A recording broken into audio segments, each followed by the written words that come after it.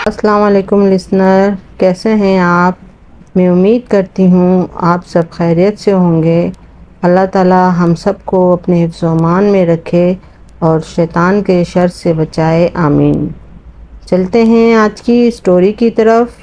یہ اسٹوری لاہور سے مجھے امارہ نے بھیجی ہے۔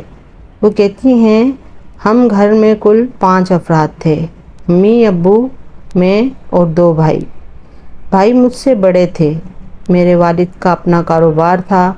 دونوں بھائی پاپا کے ساتھ ہی کام کرتے تھے۔ ہمارا کاروبار دن بدن ترقی کر رہا تھا۔ ہمارا اپنا 400 گز پہ ذاتی بنگلہ تھا، گاڑیاں تھیں، غرض دنیا کی ہر نعمت ہمارے پاس موجود تھی۔ بڑے بھائی کے لیے امی نے لڑکی دیکھنی شروع کی تو بابا نے مما سے کہا کہ پہلے تم خاندان میں لڑکیاں دیکھو، اگر سمجھ آئے تو ٹھیک، ورنہ اس کے بعد باہر دیکھنا۔ مما نے خاندان میں لڑکیاں دیکھنا شروع کی، مگر بھائی کو ان میں سے کوئی بھی پسند نہ آئی۔ اس کے بعد مما نے رشتہ کروانے والی سے رابطہ کیا۔ 2-3 لڑکیاں دیکھنے کے بعد بھائی کو ایک لڑکی پسند آ گئی۔ دونوں گھر والوں کی رضامندی سے منگنی کی بجائے بھائی کا نکاح کر دیا گیا اور 1 سال بعد رخصتی رکھی گئی۔ نکاح میں ہمارے تمام رشتہ دار شامل تھے۔ صرف میری ایک پھپھو جو تھیں بڑی، وہ نہ خود آئی تھیں اور نہ ہی ان کے بچے آئے تھے۔ ان کے 2 بچے تھے اور دونوں کنوارے تھے، ایک بیٹا تھا اور ایک بیٹی تھی۔ دوسرے دن پھپھو ہمارے گھر آئیں۔ وہ مٹھائی کا ڈبہ اپنے ساتھ لے کر آئی تھیں۔ اسی میں سے انہوں نے ہمارا منہ میٹھا کرایا، سب کو مبارکباد دی نکاح کی۔ اتوار کا دن تھا، گھر میں سب موجود تھے۔ رات کا کھانا وانا کھا کر وہ چلی گئی۔ پھر اکثر وہ ہمارے گھر آنے لگی، کوئی نہ کوئی چیز پکا کر یا بازار سے لے کر آتی، ہمیں کھلاتی اور چلی جاتی۔ بھائی نکاح کے بعد بہت خوش تھے۔ مما سے کہتے آپ نے سال کی بجائے 6 ماہ کا ٹائم رکھنا تھا، تو مما ہنستی اور کہتی تمہیں بڑی جلدی ہے، اور وہ ہنس کر چپ ہو جاتے۔ کچھ عرصے بعد گھر میں عجیب و غریب واقعات ہونے شروع ہو گئے۔ الماری میں ہمارے کپڑے کٹے ہوئے ملتے، کبھی گھر کی دیواروں پر خون کے چھینٹے نظر آتے، کبھی مین دروازے پر کچا گوشت رکھا ہوا ہوتا۔ ہم سب ان چیزوں کو دیکھ کر خوفزدہ بھی ہوتے اور پریشان بھی ہوتے کہ یہ کیا ہو رہا ہے۔ پھر بھائی کے کمرے سے چیزیں غائب ہونا شروع ہو گئیں۔ وہ مجھ سے آ کر پوچھتے، مما سے پوچھتے کہ آپ نے میری یہ چیزیں اٹھائی ہیں؟ تو ہم کہتے نہیں، ہمیں تو کچھ پتہ ہی نہیں ہے۔ بابا اور بھائی اکثر پریشان رہنے لگے۔ جب ہم نے ان سے پوچھا تو کہنے لگے کہ کاروبار کا کوئی مسئلہ ہے۔ آہستہ آہستہ بابا کو کاروبار میں لاس ہونا شروع ہو گیا۔ کبھی مشینیں خراب ہو جاتی، کبھی مزدور اسٹرائک کر دیتے، جس کی وجہ سے کلائنٹ کو آرڈر نہ ملتا اور وہ بیک اپ کرنے لگے تھے۔ آہستہ آہستہ بھائی بیمار رہنے لگے، انہیں سانس لینے میں پرابلم ہونے لگی۔ کئی ڈاکٹرز کو دکھایا، ٹیسٹ وغیرہ بھی کروائے، سب کچھ نارمل تھا۔ ایک دن میں کچن میں کھڑی چائے بنا رہی تھی کہ بھائی کچن میں آتے ہیں، تو میں ان سے پوچھتی ہوں بھائی آپ بھی چائے پئیں گے؟ آپ کے لیے بھی چائے بنا دوں؟ تو وہ مجھے عجیب سی نظروں سے گھورتے ہوئے فریج کی طرف جاتے ہیں اور ڈی فریزر کا دروازہ کھولتے ہیں، اور اتنے میں ڈی فریزر سے کچا گوشت نکال کر کھانے لگتے ہیں۔ میں یہ دیکھ کر چیختے ہوئے مما کو بلانے بھاگتی ہوں۔ جب میں اور مما کچن میں آتے ہیں تو وہاں کوئی بھی نہیں ہوتا۔ میں مما سے کہتی ہوں کہ مما میں نے بھائی کو یہاں دیکھا ہے۔ مما کہتی ہیں تمہارا وہم ہوگا، ڈی فریزر کا دروازہ کھلا ہوا تھا، تو مما سمجھی something is wrong۔ ہم نے پورے گھر میں بھائی کو دیکھا، بھائی کہیں پر بھی نہیں تھے۔ مما نے بابا کو کال کری اور ان سے پوچھا کہ حماد کہاں ہے؟ تو بابا نے کہا حماد تو میرے ساتھ ہی آفس میں ہے۔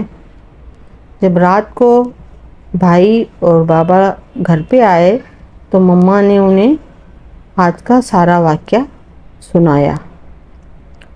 اسی رات مما کہتی ہیں میں عشاء کی نماز پڑھ رہی تھی تو کارنر آف آئی سے مجھے ایسا لگا کہ میری سائڈ پہ کوئی کھڑا ہے۔ سلام پھیر کر میں نے اس طرف دیکھا تو میں کیا دیکھتی ہوں کہ ایک آدمی ٹیرس کی طرف جا رہا ہے۔ اس کا ایک ہاتھ کٹا ہوا ہے اور اس سے خون بہہ رہا ہے اور خون کے قطرے پورے کمرے میں پھیلے ہوئے ہیں۔ مما یہ دیکھ کر خوف زدہ ہو جاتی ہیں، بابا کو اٹھاتی ہیں اور انہیں دکھاتی ہیں کہ دیکھو یہ کیا ہے۔ بابا کہتے ہیں خیر کچھ نہیں، صاف کر دو، دیکھتے ہیں اس معاملات کو۔ صبح جب ناشتہ لگ رہا ہوتا ہے تو پھپھو آ جاتی ہیں۔ پاپا اور بھائی جو ہے وہ گھر پہ ہی ہوتے ہیں، کام کے لیے نہیں نکلے تھے، تو وہ ڈائننگ ٹیبل پہ جا کے بیٹھ جاتی ہیں۔ مما کہتی ہیں مجھے ایسا لگا کہ انہوں نے بھائی کے آملیٹ میں کچھ ملایا ہے۔ اتنے میں پاپا اور بھائی جو ہے ناشتے کے لیے آ کر ڈائننگ ٹیبل پہ بیٹھ جاتے ہیں اور ناشتہ کر کے آفس کے لیے نکل جاتے ہیں۔ پھپھو بھی کچھ دیر بیٹھنے کے بعد نکل جاتی ہیں۔ تقریباً دوپہر کے 2 بجے کے قریب بھائی ڈرائیور کے ساتھ گھر واپس آتے ہیں۔ ان کی حالت بہت بری ہو رہی ہوتی ہے۔ جب وہ گھر میں داخل ہوتے ہیں تو ان سے چلا بھی نہیں جا رہا ہوتا۔ مما اور میں ان کی طرف بھاگتے ہیں، ان سے پوچھتی ہیں مما کہ کیا ہوا ہے تمہیں؟ تو اچانک وہ خون کی الٹی کر دیتے ہیں اور الٹی کرنے کے ساتھ ہی وہ نیچے گر پڑتے ہیں۔ ان کے منہ سے جھاگ نکل رہی تھی۔ مما پریشان ہو کر بابا کو اور چھوٹے بھائی کو فون کرتی ہیں تو وہ دونوں فوراً گھر واپس آئے۔ مما نے انہیں بتایا کہ ایسا ایسا ہوا ہے، تو ہم بھائی کو لے کر ہاسپٹل چلے جاتے ہیں۔ ڈاکٹرز انہیں ایڈمٹ کر لیتے ہیں اور کہتے ہیں کہ ان کے جسم میں خون نہ ہونے کے برابر رہ گیا ہے۔ ہم بڑی حیرت میں تھے کہ ایک دن میں ایسا کیا ہو گیا کہ بھائی کی حالت اتنی بگڑ گئی۔ ان کی وائف اور ان کے سسرال والے بھی ہاسپٹل پہنچ جاتے ہیں۔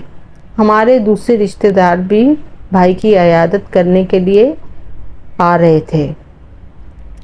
پھپھو بھی آتی ہیں کہ اچانک مما انہیں دیکھ کر روتی ہیں اور کہتی ہیں کہ یہ سب تم کروا رہی ہو نا، کیونکہ میں نے تمہاری بیٹی کا رشتہ نہیں لیا، اس لیے تم یہ سب کر رہی ہو۔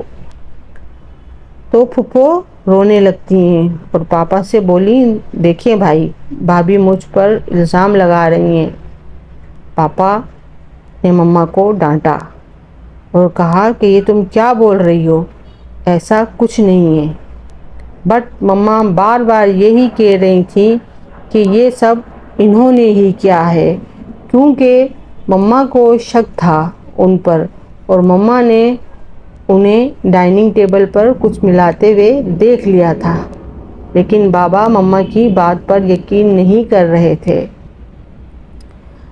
اسی رات میرے پیارے ہنستے کھیلتے بھائی کا انتقال ہو گیا۔ ہماری تو پوری دنیا ہی اجڑ گئی۔ مما پاپا ہم سب کا برا حال تھا کہ یہ پلک جھپکتے ہی کیا ہو گیا۔ یہ وہ صدمہ تھا جسے ہم نے ساری زندگی سہنا تھا، مگر انسان کو آہستہ آہستہ صبر آ جاتا ہے۔ ہمیں بھی اللہ تعالیٰ نے صبر دے دیا اور ہم نے اللہ کی رضا میں راضی ہو گئے۔ بھائی کے انتقال کے بعد پاپا کی فیکٹری مکمل طور پر بند ہو گئی۔ بینک کے قرضوں کی وجہ سے ہمارا گھر، گاڑیاں، سب کچھ بک گیا۔ ہم عرش سے فرش پر آ گئے۔ مما نے تمام خاندان والوں سے رابطے ختم کر دیے تھے۔ پاپا نے ایک فلیٹ کرائے پہ لیا اور ہم وہاں رہنے لگے۔ کچھ ہی عرصہ گزرا تھا کہ پھپھو کی وہی بیٹی جس کا رشتہ ہم نے نہیں لیا تھا وہ ہمارے گھر آتی ہے اور آ کے ہم سب سے کہتی ہے، اللہ کے واسطے میری ماں کو معاف کر دیں، وہ بہت اذیت میں ہیں۔ پاپا نے کہا کہ کیا ہوا، تم یہ کیا بول رہی ہو، کیا ہوا ہے آپا کو؟ تو وہ بولی، اماں نے حماد سے میرا رشتہ نہ کرنے کی وجہ سے آپ لوگوں پر کالا جادو کروایا تھا، اس وجہ سے یہ سب ہوا اور حماد اپنی جان سے گیا۔ اماں نے ہی آپ لوگوں کا کاروبار اور گھر وغیرہ پر بندش کروائی تھی۔ آج جو آپ لوگوں کا یہ حال ہے وہ سب اماں کی وجہ سے ہے۔ وہ مسلسل کئی سالوں سے آپ لوگوں پر جادو کروا رہی تھی۔ آج وہ خود اپنے حسد کی آگ میں جلنے کی وجہ سے اذیت میں ہیں۔ شوگر کی وجہ سے ان کے پیر پر زخم ہو گیا تھا۔ پہلے ڈاکٹروں نے ایک پیر کاٹا، پھر دوسرا۔ زخم ان کے پورے جسم میں پھیلتے ہی جا رہے ہیں۔ ڈاکٹروں نے انہیں جواب دے دیا ہے، وہ دن رات آپ کو بلاتی ہے، آپ سے معافی مانگنا چاہتی ہے۔ ہم سب یہ سن کر رونے لگے کہ اپنے خونی رشتے بھی اتنے نفرت کرتے ہیں اور نفرت میں اتنے اندھے ہو جاتے ہیں کہ کسی کی جان بھی لے لیتے ہیں۔ اسی حسد نے اور نفرت نے میرے بھائی کی جان لے لی۔ ہماری خوشحالی سے انہیں اتنی جلن تھی کہ وہ اپنے بھائی کا ہی گھر برباد کر بیٹھی۔ بابا نے اسے روتے ہوئے کہا، جاؤ یہاں سے، میں تمہاری ماں کو کبھی معاف نہیں کروں گا۔ روز محشر اس سے اس کے اس عمل کے بارے میں ضرور سوال کروں گا۔ یہ سن کر وہ روتے ہوئے چلی گئی۔ کچھ ہفتوں بعد کسی سے پتہ چلا کہ پھپھو کا انتقال ہو گیا ہے۔ جب دفنانے کے لیے قبر کھودی گئی تو اس میں سانپ موجود تھے۔ ایک قبر کھودی، دوسری کھودی، تیسری کھودی، ہر قبر میں سانپ موجود ہوتے۔ مولوی صاحب سے مشورہ کیا گیا اور پوچھا کہ کیا کریں؟ انہوں نے کہا، تم ہزاروں قبریں بھی کھودو گے تو یہی ہوگا، اسی لیے اسے اسی میں دفنا دو۔ لوگ کہتے ہیں کہ وہ منظر بڑا دہشت ناک تھا۔ جب اسے قبر میں دفنایا گیا تو دیکھا نہیں جا رہا تھا۔ لوگ توبہ توبہ استغفار کرتے ہوئے باہر کی طرف جا رہے تھے۔ حاسد اپنی آگ میں خود تو جلتا ہے مگر انتقام میں یہ بھول جاتا ہے کہ میں جو کر رہا ہوں وہ میرے ساتھ بھی ہوگا، کیونکہ اللہ سب دیکھ رہا ہے۔ اللہ اپنے بندوں کو اکیلا نہیں چھوڑتا۔ میرے بے گناہ بھائی کو موت کے منہ چڑھا دیا گیا، اللہ تعالیٰ اس کا انصاف ضرور لے گا۔ پھپھو اپنے عبرتناک انجام پر پہنچ چکی تھی۔ میری دعا ہے اللہ ہمیں حاسدوں کے شر سے بچائے، آمین۔ تو لسنر، یہ تھا آج کا افسوسناک واقعہ جسے پڑھ کر مجھے بہت دکھ ہوا۔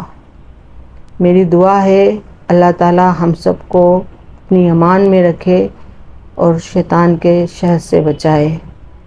اللہ حافظ، دعاؤں میں یاد رکھیے گا۔